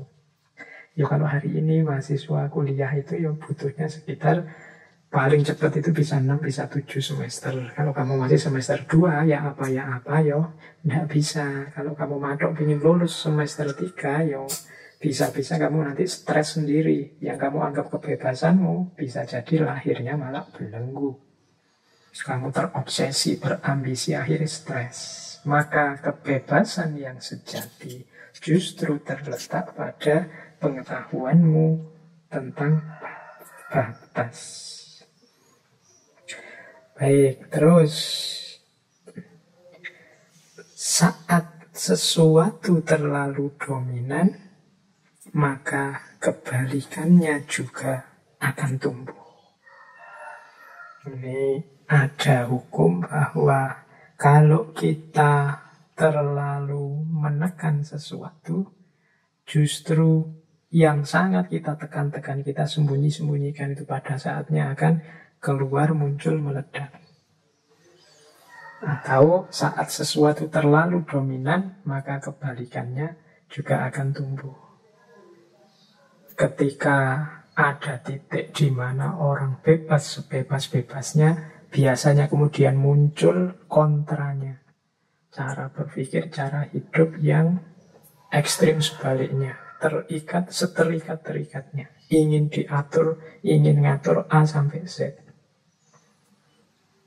Ketika orang tidak bisa diatur, sengawur-ngawurnya biasanya terus kebalikannya muncul. Ada orang yang muncul ingin ngatur sengatur-ngaturnya A sampai Z. Jadi ketika sesuatu terlalu dominan, maka kebalikannya juga akan tumbuh. Jadi ini salah satu prinsip yang berhubungan dengan yin yang. Kalau misalnya kita menjalani hidup dengan milih yang senang-senang saja, yang dominan senangnya, biasanya secara tidak sadar kita sedang menyuburkan kutub yang sebaliknya. Sebentar lagi mungkin kesedihan-kesedihan akan muncul. Jadi karena dominan di satu kutub, kita melihat itu saja, biasanya kita lupa bahwa kutub yang lain juga sedang tumbuh. Semakin murid kita atau semakin anak kita misalnya, kita awasi terus, kita ancam-ancam terus, kita atur-atur terus, biasanya kemudian kita tidak sadar dia akan mengambil sudut-sudut tertentu ketika dia bebas, kemudian melakukan apa yang kita larang di luar pengawasan kita. Jadi saat sesuatu terlalu dominan, maka kebalikannya juga akan tumbuh. Kebebasan yang tanpa batas pada gilirannya juga akan menumbuhkan orang-orang yang ingin memaksakan batas pada hidup kita. Ini prinsip yang juga modelnya adalah yin dan yang. Kemudian semakin besar harapan, semakin besar ketakutan. Nah, ini prinsip yin yang juga. Jadi makanya harapan itu jangan berlebihan. Karena di balik harapan yang berlebihan tersembunyi ketakutan-ketakutan yang berlebihan. Sebaliknya juga begitu. Jadi kalau kita punya harapan, Pak, saya ingin ini, saya ingin itu, saya ingin ini, saya banyak sekali keinginan kita. Di balik harapan itu kan sebenarnya ada ketakutan-ketakutan. Pak, saya ingin lulus cepat, Pak. Itu di balik itu ada ketakutan. Gimana kalau kuliahku tidak selesai-selesai? Pak, saya ingin segera menikah, Pak. Itu di balik itu ada diam-diam engkau takut. Khawatir saya kalau tidak dapat calon gimana ya? Jadi semakin banyak harapan, semakin besar harapan, semakin di balik itu ada ketakutan-ketakutan. Saya ingin Indonesia ini tidak lama lagi jaya jadi negara nomor 1 di dunia. Nah, itu kan harapan besar, diamini saja.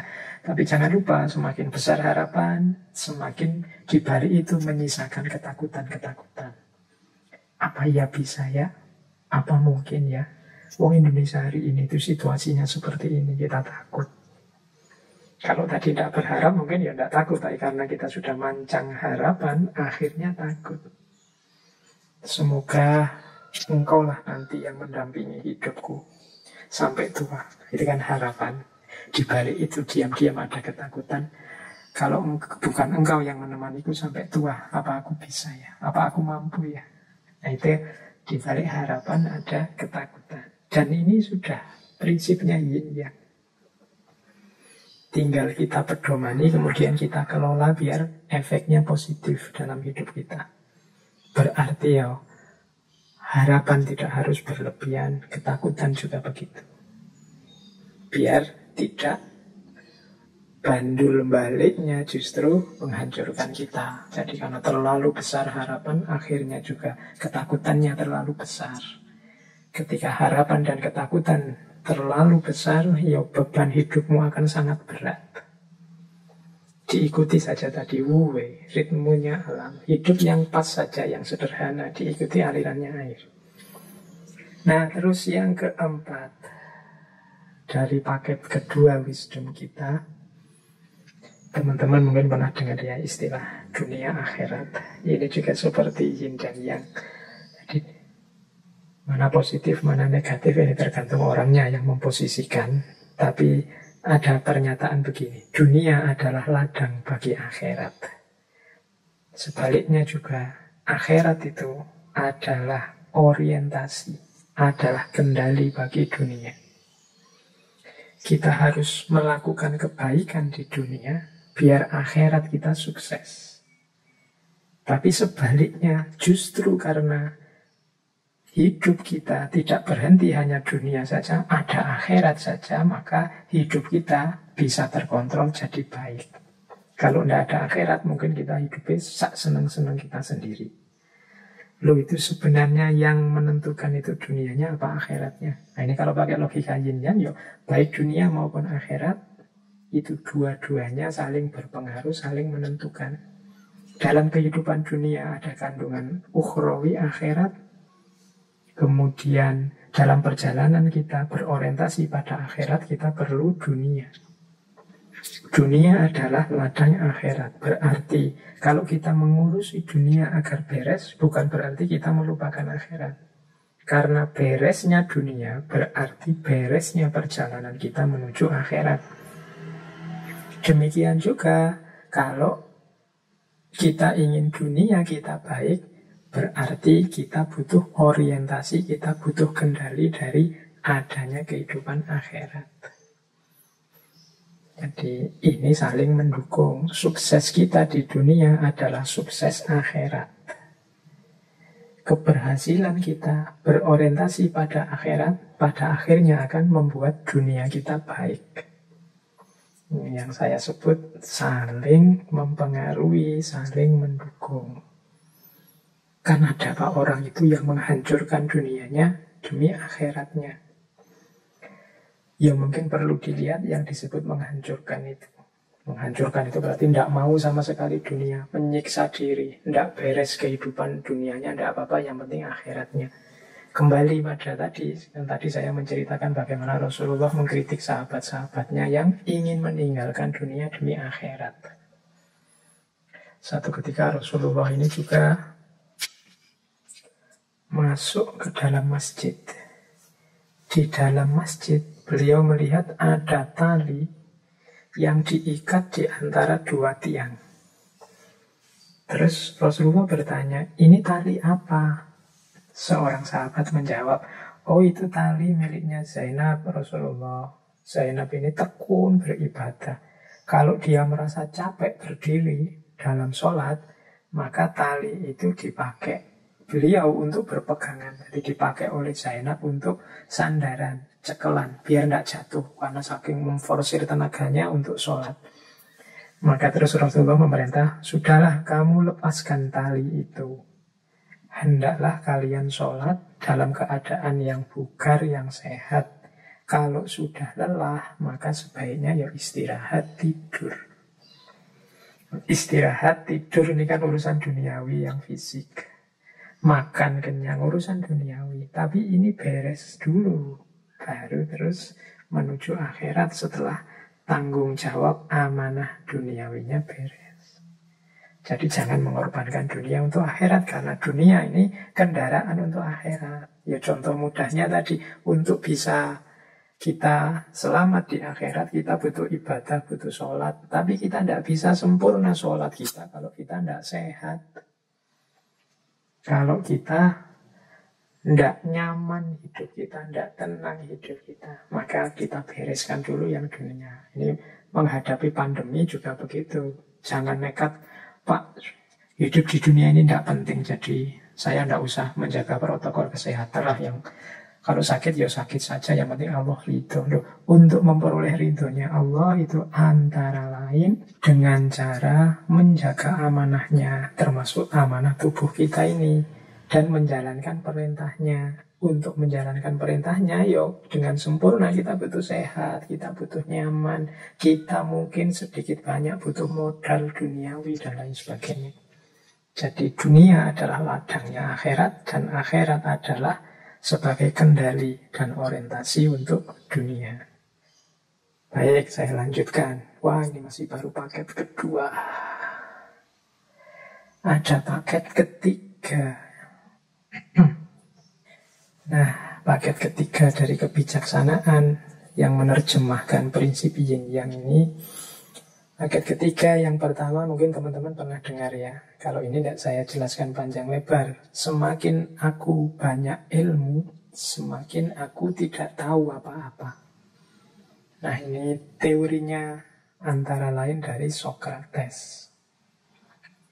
Jadi semakin orang ilmunya banyak, dia akan semakin tidak tahu apa-apa. Kita sering menganalogikannya dengan padi. Padi itu semakin tua kan semakin berat, dia semakin menunduk. Jangan lupa, ini prinsip ini kan yin yang. Jadi semakin orang tahu, itu yang. Semakin dia tidak tahu, yin. Tahu dan tidak tahu ini bertentangan kan. Tapi ternyata juga satu paket. Orang pinter itu, kalau dia sadar tentang ilmunya, pasti dia menunduk. Bukan kok terus direkayasa biar menunduk atau dipaksa dirinya biar menunduk. Karena belajar orang harus tawaduk, terus memaksa dirinya tawaduk. Enggak. Jadi orang pinter yang sadar dengan ilmunya itu otomatis dia akan menunduk. Dia akan sadar bahwa sangat banyak hal yang dia tidak tahu dibandingkan yang dia tahu. Mungkin teman-teman yang rajin baca, yang rajin ikut kajian, yang rajin ikut diskusi-diskusi, seminar itu, semakin banyak ikut seminar, diskusi, kajian, ngaji, baca buku, itu kan semakin teman-teman sadar bahwa Ternyata sangat banyak hal yang selama ini saya tidak tahu. Ternyata saya harus masih tahu ini dulu, tahu itu dulu. Yang selama ini saya tidak tahu apa-apa. Dan masih lebih sangat banyak yang saya tidak tahu. Maka otomatis dia akan menunduk. Jadi bukan proses yang dipaksa orang tawaduk menunduk itu, tapi otomatis. Ini menjalankan prinsip yin yang tadi. Semakin orang banyak ilmu, semakin dia tidak tahu apa-apa. Baik, kemudian ini juga prinsip yin yang. Penemuan kebenaran kadang menjadi awal tragedi kemanusiaan. Ini juga unik prinsip ini. Kita ini kan sering mencari kebenaran. Begitu kebenaran ketemu, itu kan harusnya jadi modal untuk membuat hidup ini lebih baik. Hidup ini lebih berkualitas. Tapi seringkali cara kita mengelola kebenaran yang kita temukan itu tidak pas, sehingga kebenaran gandeng dengan kekhilafan kemanusiaan, gandeng dengan tragedi kemanusiaan. Ini seperti yin dan yang. Semakin manusia pinter di akal, seringkali semakin merosot di budi kemanusiaan. Jadi orang menemukan cara membuat senjata pemusnah massal misalnya. Itu kan penemuan-penemuan kebenaran. Tapi di balik itu ternyata dia jadi sumber tragedi kemanusiaan. Orang menemukan kebenaran yang baru misalnya. Ternyata yang dimaksud oleh agama itu ini toh. Berarti yang benar ini. Berarti yang selama ini salah. Terus diangkatlah ke publik. Melawan yang mainstream. Kebenaran ini kaku, kebenaran yang sana kaku. Terus lahir tragedi-tragedi kemanusiaan. Saling bunuh, saling merusak, saling menjatuhkan. Harusnya kebenaran itu jadi berkah dalam hidup. Tapi karena manusianya tidak pintar mengelola, yang muncul justru kebalikannya. Tragedi-tragedi kemanusiaan. Jadi teman-teman harus waspada, karena ya itulah hidup. Ada yin, ada yang. Terus, kesempurnaan manusia terletak pada kerelaannya menerima ketidaksempurnaan. Ini juga prinsip kontradiksi, prinsip polarity. Kesempurnaan dan ketidaksempurnaan ini kan hitam putih. Tapi ternyata berpasangan. Kalau kita ingin mendapatkan kesempurnaan, justru jalannya adalah dengan cara menerima ketidaksempurnaan. Mengapa begitu? Ya karena manusia itu terbatas, mustahil sempurna. Kalau dia ngotot, pokoknya ingin ketemu yang paling sempurna, dia pasti tidak ketemu. Paling tidak ketidaksempurnaannya, ketidakketemuannya terletak pada kekurangannya untuk mengejar yang sempurna. Jadi ambisinya untuk mencari yang sempurna itu justru menunjukkan dia tidak sempurna. Maka kesempurnaan itu justru terletak pada kerelaan kita bahwa aku ini memang tidak sempurna. Nah, titiknya justru di situ akhirnya. Karena kesempurnaan yang paripurna tidak mungkin ditemukan. Nah, ini juga prinsip yin yang. Orang-orang idealis, ambisius, yang tidak ngerti batas, itu biasanya hidupnya akan sangat menderita. Justru kesempurnaan hidupnya ketemunya pada penerimaannya, pada ketidaksempurnaan hidup. Baik, saya lanjutkan agak cepat, biar paling tidak wisdom yang keempat bisa kita baca sebentar juga. Di balik kemenangan ada beban. Di balik kekalahan ada kebebasan.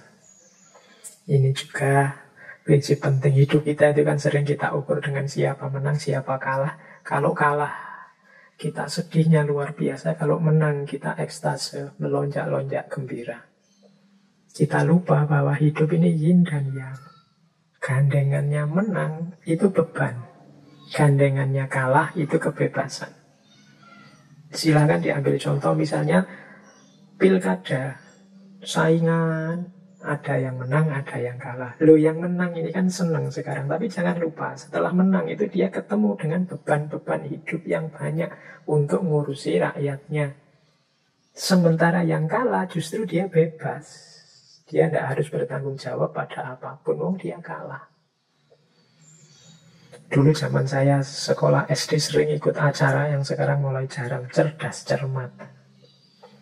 Semakin saya menang, harus semakin mempersiapkan diri lagi untuk cerdas cermat selanjutnya. Dari level sekolah harus nanti tanding lagi level kecamatan. Kalau level kecamatan menang, tanding lagi level kabupaten dan seterusnya. Di balik kemenangan ada beban. Tapi kalau saya kalah, ya selesai, bebas. Aku bisa main, bisa santai-santai. Jadi di balik kemenangan ada beban, di balik kekalahan ada kebebasan. Yang kalah tidak akan ditanya, tidak akan dimintai pertanggungjawaban, tapi yang menang harus menuntaskan, mempertanggungjawabkan beban yang harus dia sandang. Jadi ini prinsip yin yang juga, teman-teman. Jadi kalau berarti apa? Yo kalau menang tidak harus jumawa, tidak harus merasa besar, merasa gembira yang berlebihan. Jangan lupa setelah itu ada beban dan tanggung jawab yang harus ditunaikan. Sementara yang kalah, jangan terlalu sedih. Bahkan mungkin kalau melihat bahwa engkau sekarang bebas, itu mungkin alhamdulillah lah, bersyukur. Sekarang tidak ada tanggung jawab lagi, tidak ada beban apa-apa lagi. Sudah terlanjur kalah. Kalian misalnya yang kuliah, lulus tercepat, terbaik, menang kalian. Tapi jangan lupa di balik kemenangan itu ada sudut sisi kebalikannya. Di situ ada beban tanggung jawab. Sementara kalian yang mungkin kuliahnya gagal, kena DO atau dipecat oleh kampusnya, ini kan sebentuk kekalahan. Tapi justru setelah itu kan kamu bebas. Tidak ada lagi dikejar-kejar dosen, tidak ada lagi tugas macam-macam, tidak ada lagi tuntutan macam-macam dari kampusmu. Di balik kekalahan ada kebebasan, yang menang ada beban, dia harus melakukan ini, melakukan itu. Khawatir nanti kalau orang itu kan lulusan terbaik, kok kayak gitu. Kamu dulu IP paling tinggi, sekarang kerjaannya cuma itu dan lain sebagainya. Nah, itulah hidup. Maka luweslah, terbukalah. Tidak usah terlalu kaget dengan dinamika-dinamika hidup yang macam-macam tadi. Ternyata di balik yang menang ada beban, di balik kekalahan ada kebebasan. Nah, kita lanjutkan lagi. Sekarang kelompok wisdom yang keempat. Ini saya tidak sangat detail menjelaskan filosofi yin yang ini secara historis. Saya tarik saja langsung ke arah kebijaksanaan, prinsip-prinsip hidup, wisdom. Bagi teman-teman yang ingin membaca lebih detail bagaimana manifestasi yin yang dalam ranah pengobatan atau ranah tenaga dalam atau tata hidup, cara makan, menu dan macam-macam itu ya, monggo dijelajah di banyak referensi. Saya mengambil bagian-bagian yang sekiranya lebih universal sifatnya dari prinsip yin yang ini. Baik, kita lanjutkan kelompok wisdom selanjutnya. Kebahagiaan itu lahir saat kita tidak lagi menginginkan kebahagiaan. Ini unik ya, seperti kesempurnaan tadi. Kesempurnaan itu muncul saat kita menerima ketidaksempurnaan. Bahagia juga begitu. Begitu kita tidak mengejar-ngejar kebahagiaan, saat itu juga kita bahagia. Berarti apa? Kita tidak mengejar lagi. Kita menikmati saja apa yang kita nikmati, apa yang kita punya sekarang. Berarti kebahagiaan itu justru ketika tidak dicari, dia datang dalam hidup kita. Tapi ketika kita kejar-kejar, kita cari-cari, menunjukkan justru kita tidak bahagia. Jadi bahagia itu tidak usah menunggu besok, tidak usah diberi parameter macam-macam.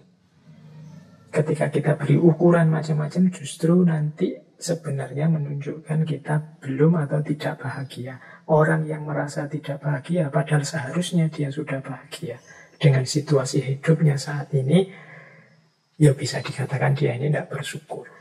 Hari ini mungkin kita banyak sekali kesulitan-kesulitan karena bencana, karena macam-macam. Maka kita punya mimpi-mimpi. Wah, seandainya bencana ini selesai, aku akan bahagia. Seandainya banjir ini surut, aku akan bahagia. Jadi masih nunggu besok. Nanti banjirnya surut, kita punya target lagi. Wah, ini kalau ada yang bantu bersih-bersih rumah setelah banjir ini, wah, aku lebih bahagia lagi. Nanti begitu bersih-bersih selesai, nanti ada meja kursinya yang rusak, perabotannya rusak. Wah, ini seandainya punya uang untuk beli perabotan yang baru, aku akan bahagia. Perabotannya ada, nanti keinginannya nambah lagi. Terus kalian mengejar kebahagiaan, tidak sempat bersyukur, tidak sempat menikmati hidup.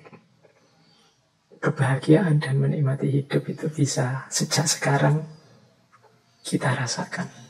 Sejak sekarang kita nikmati di level kita masing-masing. Jadi mungkin ada teman-teman sebagian sekarang yang di tenda-tenda, di pengungsian. Ada sangat banyak kesulitan, saya tahu. Tapi bukan berarti itu alasan untuk kita tidak bahagia. Banyak sudut-sudut, banyak titik-titik yang bisa kita syukuri. Misalnya sedikit mendapat bantuan. Mungkin bukan besarnya bantuan, tapi nilai kepeduliannya, alhamdulillah masih ada saudara-saudaraku yang peduli padaku. Saya kira kemarin aku ini orang yang tidak penting, ternyata banyak juga yang bantu. Seluruh Indonesia bantuan mengalir. Ini hal-hal yang perlu disyukuri.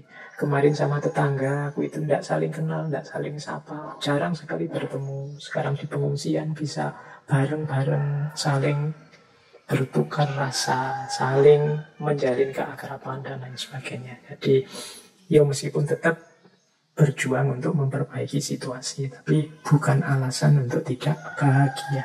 Karena kebahagiaan itu terjadi saat kita tidak lagi menginginkan kebahagiaan. Kemudian prinsip yin yang juga ada prinsip untuk menghindari rasa sakit. Banyak orang yang merasakan sakit.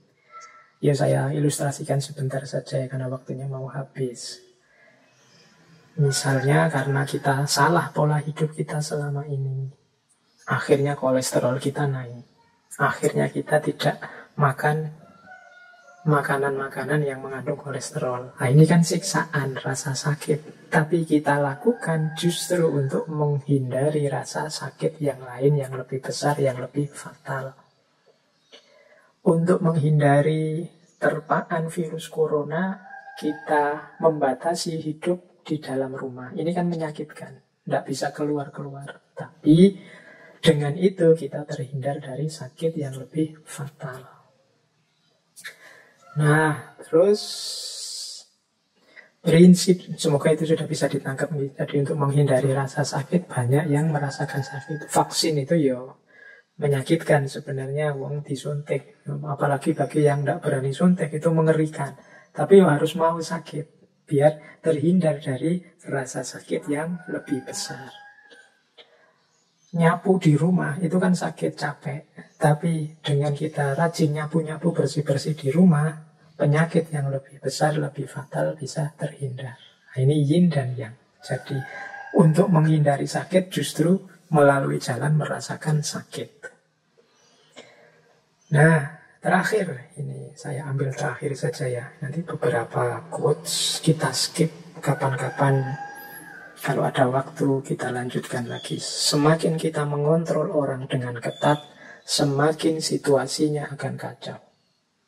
Jadi semakin banyak aturan, ada logika, semakin akan banyak pelanggaran terhadap aturan. Semakin banyak kontrol, semakin akan banyak yang lepas kontrol. Situasinya akan semakin kacau. Orang itu lebih mudah kalau ditata dengan membangkitkan kesadarannya dibandingkan dengan dipaksa melalui aturan-aturan. Tapi kadang-kadang memang di level ketidaksadaran perlu aturan dan pemaksaan. Tapi kadang-kadang terlalu banyak aturan, terlalu ketat dengan aturan, semakin besar potensi kekacauan yang terjadi. Ini juga prinsip yin yang. Baik teman-teman, saya kira waktunya ya. Saya masih ada sebenarnya, misalnya kalau kita sambungkan yin yang ini dengan kebijaksanaan Nusantara, Jawa misalnya yang saya pahami, kita punya misalnya sugih tanpa bonjol, digdaya tanpa aji, ngeluruk tanpa bolo, menang tanpa ngasorake. Ini kan prinsip hitam dan putih.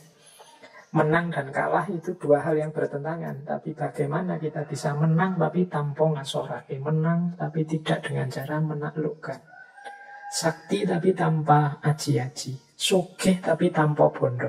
Nah ini kan prinsip yin yang sebenarnya. Atau orang Jawa yang bilang, wani ngalah itu luhur wekasane. Orang yang mengalah itu justru dia akan yang naik dan mulia. Oh, ini prinsip yang perlu dijelaskan panjang lebar. Atau prinsipnya Sunan Kalijogo, ngeli ananging ora keli. Jadi ikut arus tapi tidak hanyut. Nah ini bagi saya tetap semacam yin yang. Atau yang populer sekali, ngono ya ngono, ning ojo ngono. Kalau dalam khazanah Jawa juga berhubungan dengan yin yang. Ngono tapi jangan begitu. Dan lain sebagainya masih banyak. Minggu depan coba kita gali yang khazanah-khazanah Jawa, tapi tidak lewat yin yang, kita gali lewat falsafah cokro manggilingan. Baik, terakhir sangat akhir, sebagaimana kemarin The Law of Attraction, saya cuplikkan sedikit ayat yang mungkin relevan, juga hadis. Untuk yang yin yang ini mungkin teman-teman bisa misalnya surat Yasin ayat 36. Subhanalladzi khalaqal azwaja kullaha mimma tumbitul ardu wa min anfusihim wa mimma la ya'lamun. Maha suci Allah yang menciptakan berpasang-pasangan segala sesuatu. Ini seperti prinsip yin yang tadi. Silahkan dikejar nanti tafsirnya. Surat Yasin ayat 36. Atau surat Al-Baqarah ayat 216. Wa asa antakrohu syai'an wa huwa khairul lakum wa asa antuhibbu syai'an wa huwa syarrul lakum. Mungkin engkau membenci sesuatu padahal itu baik bagimu, dan mungkin engkau mencintai sesuatu padahal itu buruk bagimu. Ini menarik kalau dikaitkan dengan prinsip-prinsip falsafah hikmahnya yin yang tadi. Atau surat Al-Qasas ayat 77. Wabtaghi fima atakallahu darul akhirata wala tansa nasibaka minad dunya. Dan carilah yang diberikan oleh Allah padamu, yaitu rumah akhirat, tapi juga jangan lupakan nasibmu di dunia. Nah, ini juga dunia akhirat. Kalau hadis, di situ saya contohkan hadis riwayat At-Tirmidzi dari Abu Hurairah. Habibaka haunamma asa ayakuna baghiduka yaumamma wabrid baghiduka yaumamma asa ayakuna habibaka yaumamma. Cintailah kesayanganmu sewajarnya saja. Siapa tahu suatu ketika dia akan menjadi yang engkau benci. Demikian juga bencilah yang engkau benci sewajarnya saja. Siapa tahu pada saatnya akan jadi yang engkau cintai. Ini juga menarik menurut saya kalau diuraikan dengan prinsip-prinsip yin yang. Silahkan yang teman-teman misalnya ingin membahas pola-pola berpikir yin yang ini dari perspektif Islam. Kalau yang tadi dari perspektif Jawanya. Atau semoga nanti ngaji filsafat bisa berlanjut ke tema semacam itu.